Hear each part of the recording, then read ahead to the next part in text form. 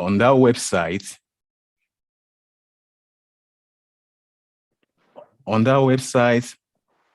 we have header, then the footer, and the body of the website. On the header, we have certain features. We have login, create a listing, profile icon. And for the user to navigate and to use the website, you must register. Then after you register, you register with your login details, I mean your email address and password for you to use the website. So login and register, they are key on the website. So as a tester, testing the website, if login is not functioning properly, the priority will be critical. Are you getting me? Then if register is not functioning, the priority will be critical as well. So during sprint planning, let's say for this sprint, we are working on the header menu. And when, as a tester, when developer has finished development on the header menu, I have to test the features. So assuming I discover a bug on the login menu and I raise it, immediately that I raise that bug, I have to assign it back to the developer. Then and Azure board is so good in such a way that when you are running the test, there is one app, we call it test runner. So that test runner will open all the test cases that I designed for that story, will be itemized. Then my test environment is open alongside with it. Then I will be testing it one by one. Maybe the scenario that testing is 5 steps on that scenario. If it passes, I will tick it as pass. Then the one that failed, that stop, maybe the next step on that scenario failed, then I have to raise a bug. For me to raise a bug, there is a menu on it for me to raise a bug. When I click on that menu, it will open up another window. That's for the bug. So on that window, it's a repro step or step to reproduce for the bug. So when it failed, then I will need to add the bug title. Then immediately there will be number for it because every story written on Azure board has number. Then for that bug, there will be number. Then the person to assign that bug to is there. So because it's critical or high, but if it is medium or low, when I raise the bug for low or medium, when the bug is raised, automatically it will go back to new under new column on Azure DevOps. But for the one that is critical, I want it to be fixed because login is key for the website. Then register is key because without those two functionality, there's no way user will be able to access the website. So let me move to the third slide.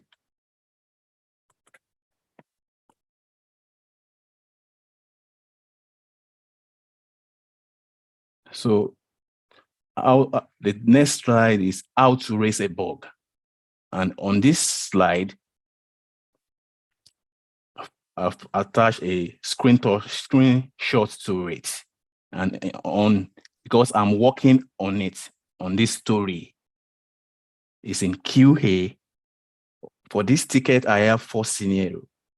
Out of the 4 scenarios, 2 pass and 3 fail. 2 pass, 2 failed. So the one that failed, verify, register, user can create a listing, but it failed. So it's because the priority is high. I have to leave it here so that I will communicate. That's why communication is quite key within the squad. I need to talk to the Scrum Master. Then the Scrum Master will talk to the PO. Then at the same time, I have to let the developer that I'm working with know the situation about the ticket. So for this one, if for the sprint, we can still accommodate it, developer will let us know that, okay, let me look into it. If we can still accommodate it in this sprint, he will tell us, he or she will let the team know that, okay, let me look at it. But if we can't complete it for the sprint, that shows we might prioritize it for the next sprint. So the next slide, this is bug content. On this content, I have the title of the bug, which is the create a listing is not viewable after clicking on the favorite property. So that's the bug title. Then, oh, sorry, the next one is repro step. Those are the steps. It's the 6th step that failed. That's this repro step. Then the next one is system information. You can see under it, we have the system information, browser name, Google Chrome 3, browser language, and so on. Then the priority level. On my right hand, there is priority, there is severity. For this one is medium. Then the screenshot. You need to put screenshot of the bug so that will make it easier for the developer to know where the bug is. So the next slide, here I'm going to talk about bug triage. Bug triage is a process where tracker issues are identified and prioritized. It helps to ensure that the reported issues, whether bug or improvement or a feature request, are properly managed. So here I've put the screenshot of where the bug will go to when it's captured. It will be on new column.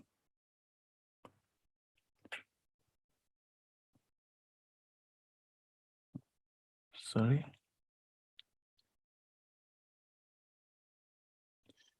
It will be on new column. Then, because of the priority or severity of the story during this sprint, I'll move it to, because it's in committed. That's for backlog versus committed because of the priority. When the priority is high, we need to let it be because it's a committed story. So I need to put it in committed so that for that sprint, if the team can still accommodate it with what we have for that sprint, we'll still put it, the developer will look at it because it's already assigned to the developer here. Then if it is of low priority or severity, it will be under the new. Then we have to meet as a team and discuss the triad. So under this triad, in the first slide I showed the journey, there is under active, I put an arrow pointing up and one is pointing down. The one that doesn't, there are some bug that is not that effective, that the team might decide that, okay, it's not the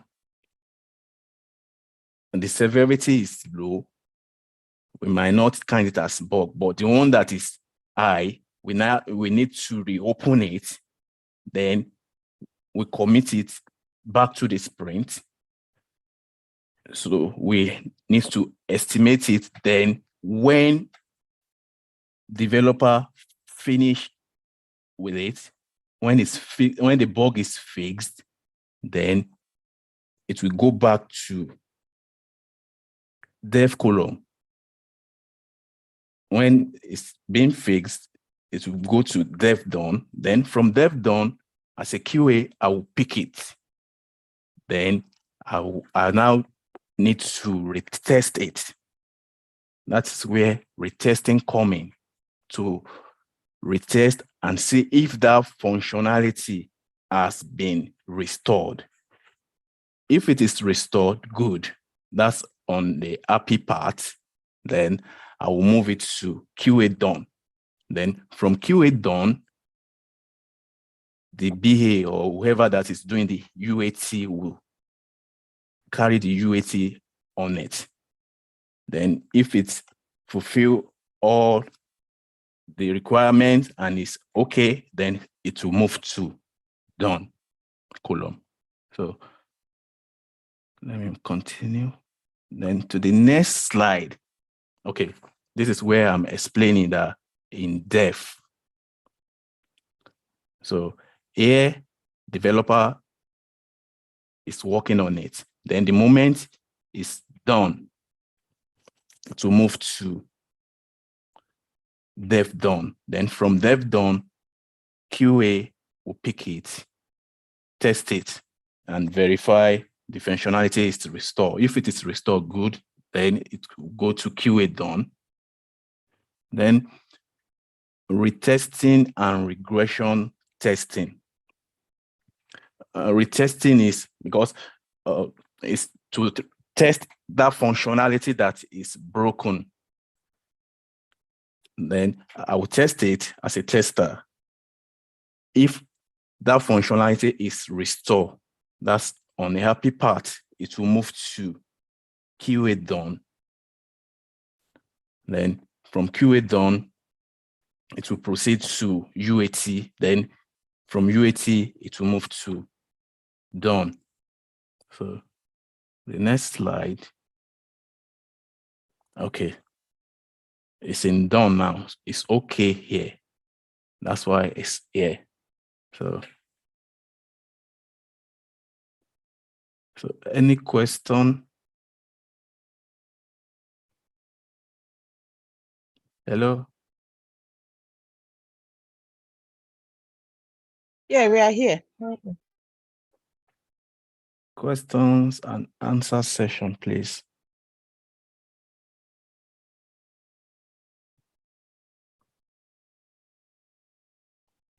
Okay. Any question for Tunji? Well, that was good anyway. So well done.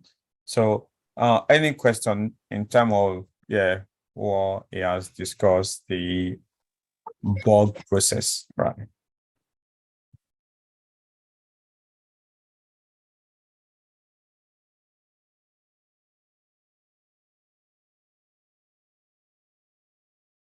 Guys, you need to ask questions. So because this is the process that we have to go through now, actually going forward, right?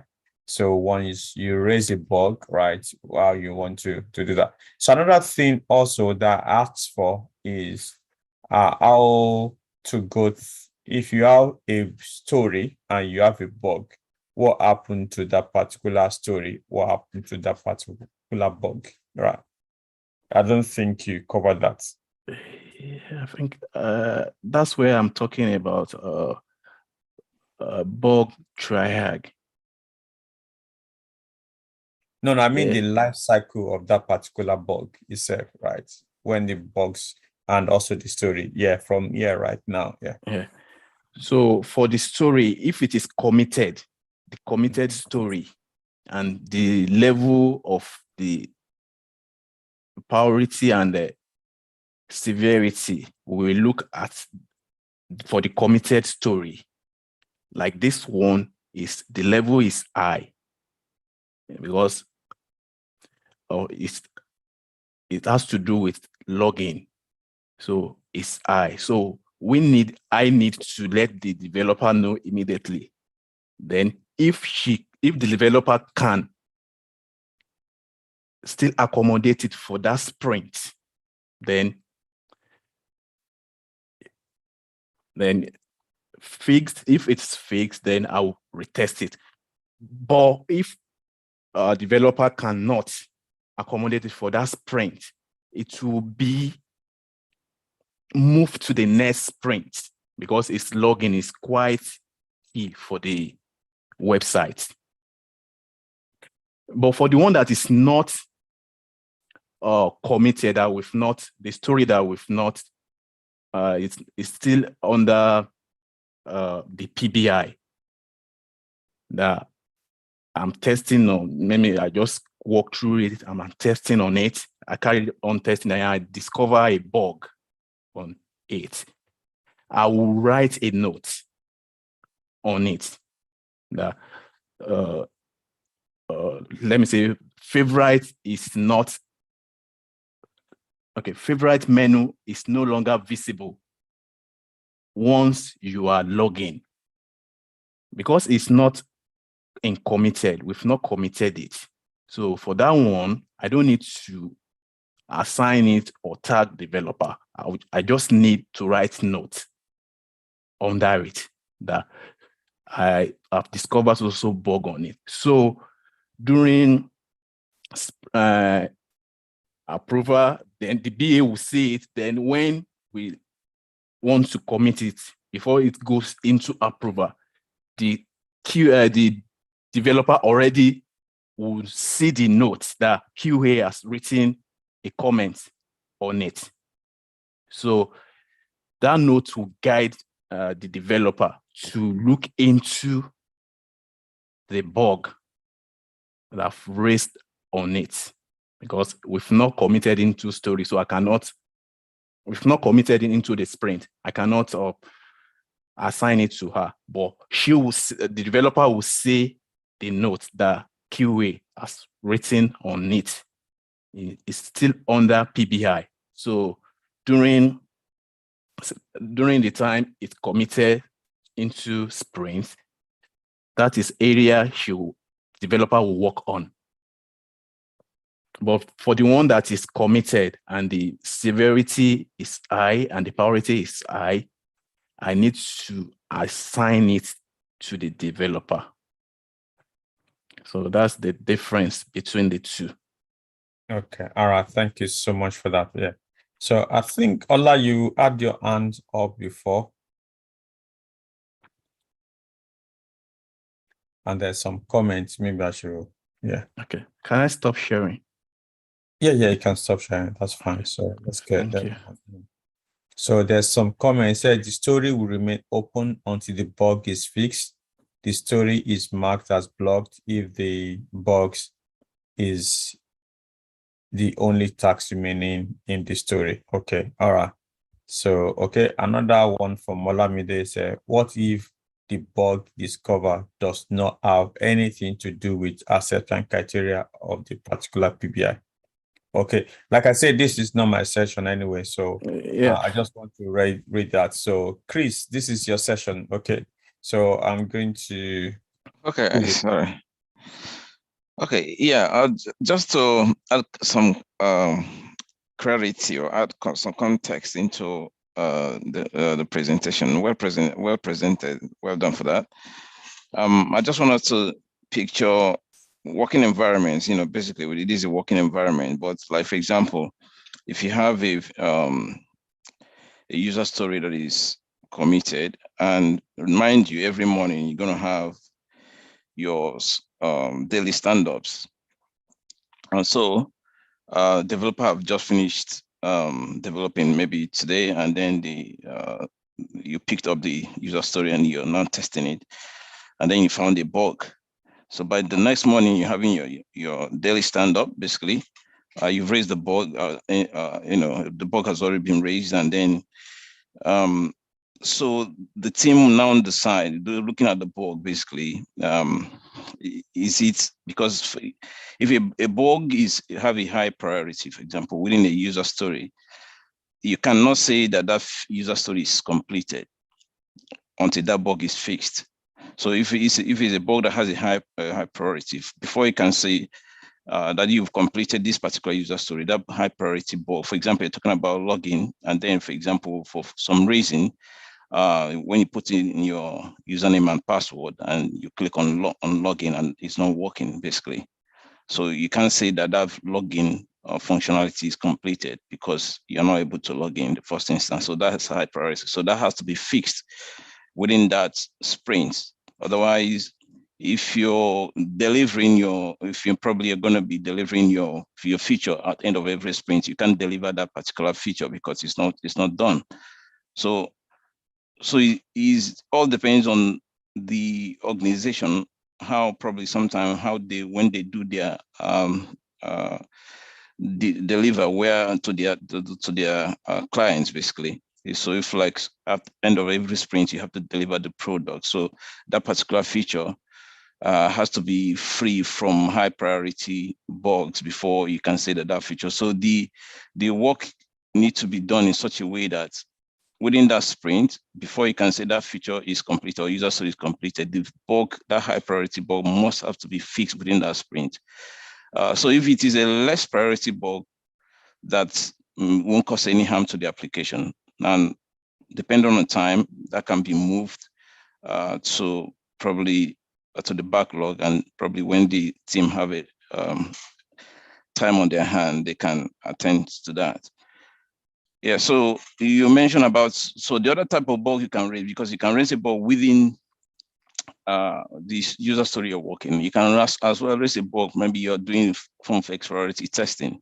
On this exploratory testing, there is no user story as such, basically. Maybe just doing a random testing within the application, because, for example, we have what we call mob testing sessions, that we just do random testing within the application. And then within that mob testing session, you found a bug, and that bug, there's no user story as such. So in that instance as well, those bugs are raised, and then the team will now sit down and look at the list of bugs that have been raised within that session, and decide, okay, some of these bugs are high priority, need to be fixed, or need to be moved into the sprint or committed into the sprint for fixing, or less priority ones as well will go into the backlog for when there's more time to look into that.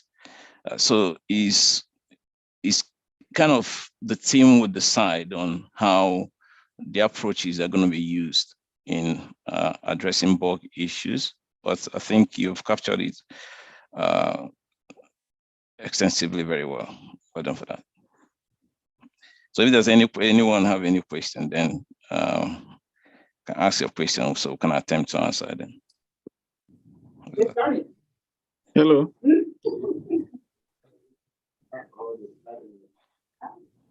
Can I ask a question, please? Yeah, sure. Okay.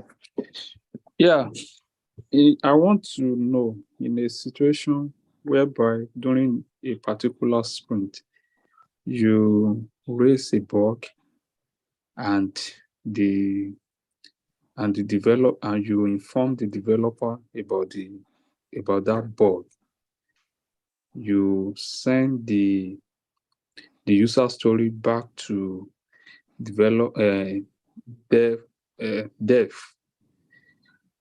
column, and even the bug that you raise. And the developer did not work on that bug so that you can do a retesting on it all through the sprint. So after that sprint, we enter into another sprint, and we discover that the user story and the bug and is a high priority user story. We need to recommitted it in another sprint, and we gave it high priority.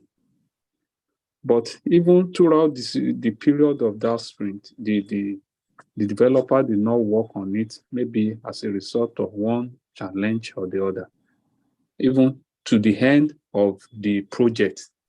Now, we couldn't take the user story, we couldn't test the user story, we couldn't take it to the UAT. So what in a normal scenario, what are we supposed to do? After raising a bug, it has been, the developer has been informed, they didn't work on it, we recommitted it in another sprint, and we also tag it as high priority, and it was not worked on until the project lapsed. So what can we say about that, and how do we handle that situation? Thank you. Okay, basically, you're working on you're working within a team. Just picture, okay, we have you have a scrum master for the team that have scrum master, you have your BA, the developer, and the QAs. And then in the morning, you just say, okay, the bug has been raised. Yeah, you just reported that you raised the bug on this particular user story. Yeah, and you have assigned it to the developer that is working on the user story. The developer is also there in the meeting.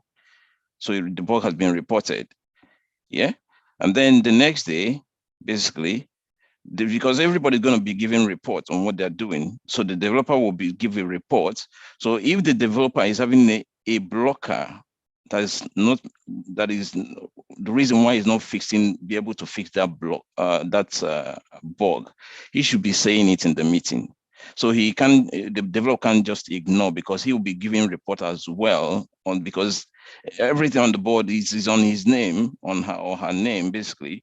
So when it is developer's turn, developer has to give a report or update on that bug that has been assigned to him or her, to say, okay, this bug, maybe if the bug is not reproducible, he cannot reproduce the bug, he'll be able to say that he's having a blocker to reason why he's not been able to fix the bug or is not working on the bug. He'll be able to say that. So sometimes we'll have like a column to say on hold. So if there's a blocker, maybe that bug has got to go on hold. So the whole team knows that this bug is on hold because there's a blocker. So the developer can't just ignore it. Understand? So the whole team is going to be aware of what's going on, because there's going to be reports every morning. So if it's approaching the end of the sprint, the whole team is going to be aware that this bug is not going to be fixed because there's a blocker.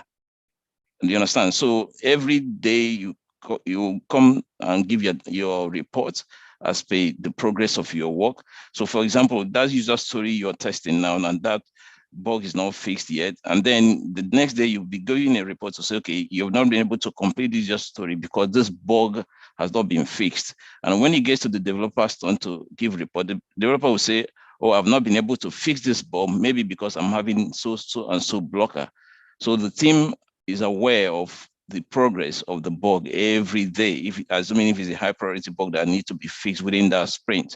And so whoever had the responsibility of unblocking the developer, or will jump into that and get that blocker removed so that the bug can be fixed. So the bug cannot just be ignored, basically. So the team has to be aware of what's going on, really, because everybody's going to be giving reports every morning. I don't know if that answered your question. Sorry, I raised my hand. Yes. Okay. Concerning Yes. Yeah, okay. Can I make comments on that? I Yes. think we're talking about when there is blocker, but I think sometimes the developer is not even available to do it. When the Available. developer is not there, maybe you have to recruit another one, or what do we do in that situation? No, if you Because- don't have a developer, it's a blocker now. Basically, if you don't have a developer within your team, Yeah. that's a major blocker basically. So you don't even have the resources to do No, the work. we have the developer before, and the developer has been doing the work. But then along the lines, somehow, The the developer was not resigned, available or to developer do it. or developer fell ill or something. Yes, Basically, something like that. yeah. So if the developer is not there, for example, if you're working in a team and your developer resource did not come to work for a week, basically, so the whole team will know that the developer is not. So that's a major blocker. So whatever thing that you have to, whether the user story, the bug, nothing will be worked because there's no developer to do the work. Or maybe you have 3 developers and 2 is absent, you have only 1. So that has to be captured by the management or the team, basically, or whoever does that. That needs to be escalated to the management, so they will know that there's a resource issue. So it's not, so basically communication really. So the team has to know what is going on within the team really. So if there's no developer to fix a bug, or maybe have 3 developer and you're down to 1, so that one person is bombarded with work left, right, and center. You can only do what only one person can do. So every other work will be on queue. So the team is aware of the resource issue. And then work needs to be carried over to the next sprint because of that. So it is now left for the management to look at their work, look at the bugs, and do priority based on the resource they have. Okay, thank you. Yeah. Thank you.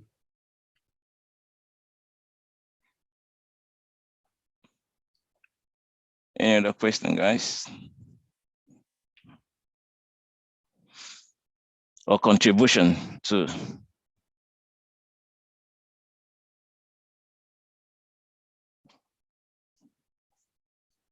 Don't make it look like a graveyard. Let's our contributions or questions. Yeah, I just raised my hand. Okay. Let's assume that a tester raised the bug because I think Ayokunle said something related to that, but yeah. And the developer now said, oh, I raised the bug now as a tester. I have used all the things I need to use to do the testing, and at the end, I found out that there is a bug. And I raised it, and I kind of, present maybe in the daily stand-up, I said it. And the developer now says, no, it's not a bug. What will a tester do to, progress with his or her work?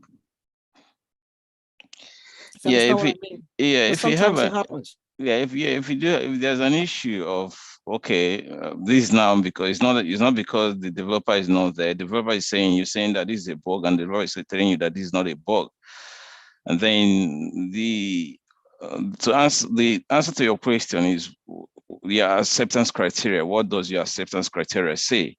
If that acceptance criteria is not clear, maybe you are interpreting it in one way and the developer is interpreting it another way. Now there will always be a third party that will give more clarity to both of you. Either if you have your BA, will probably give more clarity to that acceptance criteria that is causing confusion, or the product owner could give more clarity as well to the particular requirement that is causing confusion, basically. Yeah, so if that's the instances don't happen, so it's either you and the developer probably need to get into a meeting or with the the BA or product owner who will give a clarity on that. And when in such instances as well, that is always sometimes mentioned within the sprint meeting, because if the developer says, for example, this will always say that, oh, I don't think this is a bug. And then the team will there and then look into it to say, okay, what the issue, if there's a confusion. So these are some of the little issues that can be resolved within the sprint, what's it called, daily stand-up. Because once the developer says, oh, I cannot reproduce this bug, and then if he's going to take time, what normally happens sometimes is, okay, the developer and the QA will have a call, and then you'll be able to show the developer, you know, how the bug is or how you saw the bug, and maybe it's a system issue, you're using a different application or developer using another application or whatever, you know, so it does happen. But at the end of the day, in certain situation, you need to have a one-on-one with the developer, or may have a triage meeting with the developer, the product owner, and yourself, or the BA, basically. So clear certain confusion.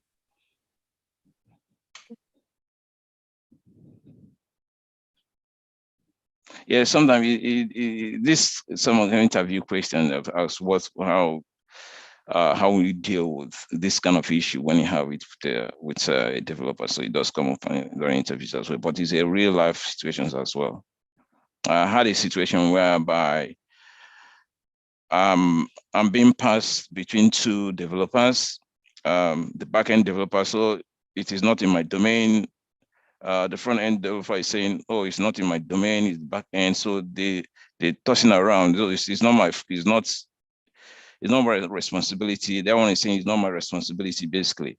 You know, but there's an issue. So no one wants to accept it, basically. And so in that kind of situation, what will you do? So basically, the only thing I did, I have to escalate it to the next person, because there's an issue, but none of the developers want to take that responsibility. And the reason is not because they don't want to do that. The reason is because once they take up that responsibility, it will be impacting on what they are working currently. And if they expect you to finish a particular user story within 2-3 days, and then you now took up another job that is not counting within the user story they're giving you to finish, so they would, anything coming from the side, they want to push it away as much as possible so that they can focus on the user story they are working on. But you as a QA, that particular thing is confusing or is blocking you from, you know, doing what you're supposed to do. So I have to escalate it to someone that could mediate within that, to be able to get one of the developers to, you know, take responsibility and deal with that task, basically.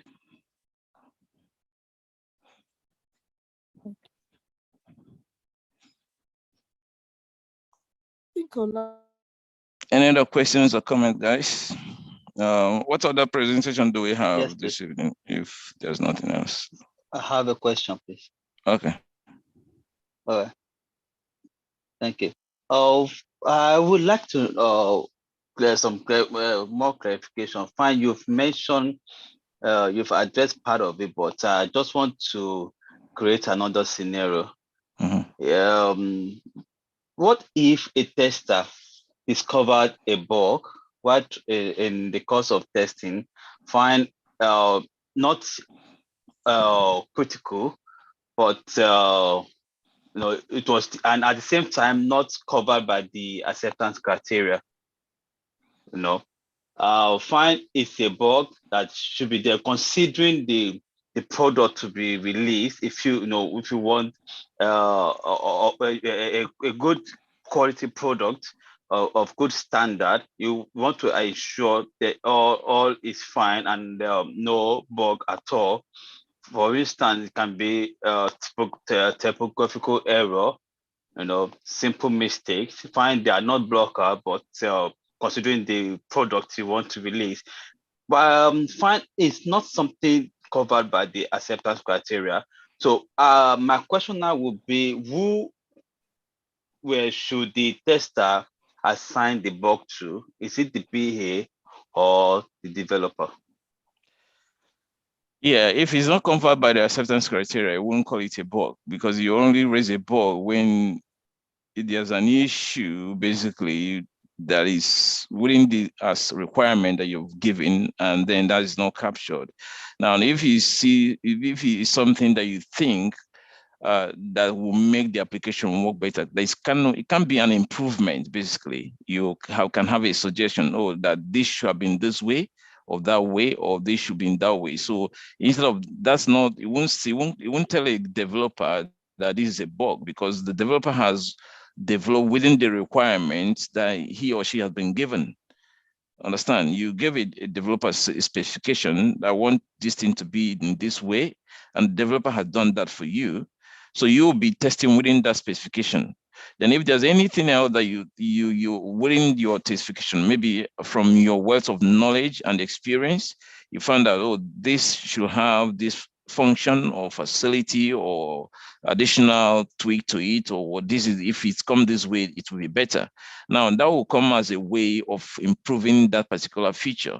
So you wouldn't be raising that as a bug. So you will be making that as a suggestion to either the BA or the product owner or the team, basically, to say, I think if this feature is this way or that way, it might look better. That can be considered. So it might be something that they might have to look into and say, okay, we're going to factor this thing in the next iteration or the next sprint. We're going to put that in, but you wouldn't raise that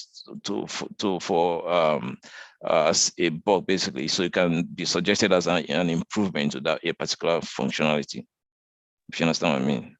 Yeah, in addition, will it be discussed in stand-up, or one will have to send a message? Yeah, whatever way, it could be something that when you're doing your presentation and stand-up, you just retested, or but you think that you just mentioned that, basically. So if the product owner or your team lead or your scrum master is interested in that, if they agree with you that, oh, this is nice, basically, so they can take it forward, basically. Well, all you can do is just make a suggestion to the team. The team can take it forward, or the scrum master or product owner can take it forward if they think that that's really fine. Yeah, it does happen, really. While testing, you feel that, yeah, maybe, for example, sometime to be consistent, sometime, there's some application we're developing, so they're using a discard button. Some other places they're using cancel. And then, for consistency's sake, someone will say, okay, the other instances of this application have had discard button. Why don't we have everything discard instead of having cancel in one and then discard in one? And then but the acceptance criteria might say it should be a cancel, and then the developer has made the button and made the button a cancel button. And then, so you won't say, oh, this is a bug because the other instance has a discard and this one is a cancel. But within the acceptance criteria that's or requirement given to the developer, it was cancel that was mentioned as the button there. So UI testing, you can say, okay, for uniformity purpose, let's everything be discard, and then make that as a suggestion. And then if the team buys it, they can announce, okay, amend the requirements to be discard now, and then the developer will work on that. Thank you.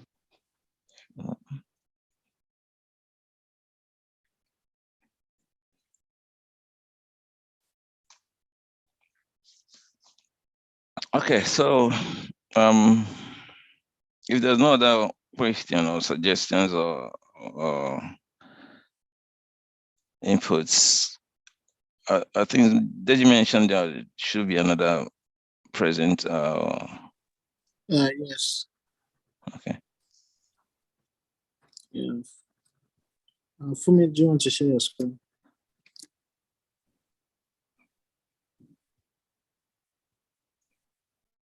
Okay, yeah, I'll start sharing now.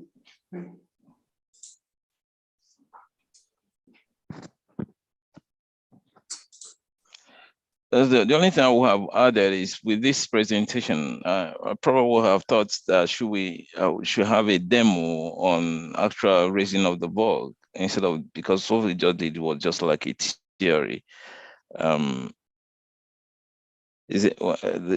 sorry, who I missed the name of the first presenter. Is it? Yeah, I think that is really good. Yeah, I think please maybe next week if you can Okay. come back, Okay. to come and go through the process, like Okay, a cool. demo. That's fine.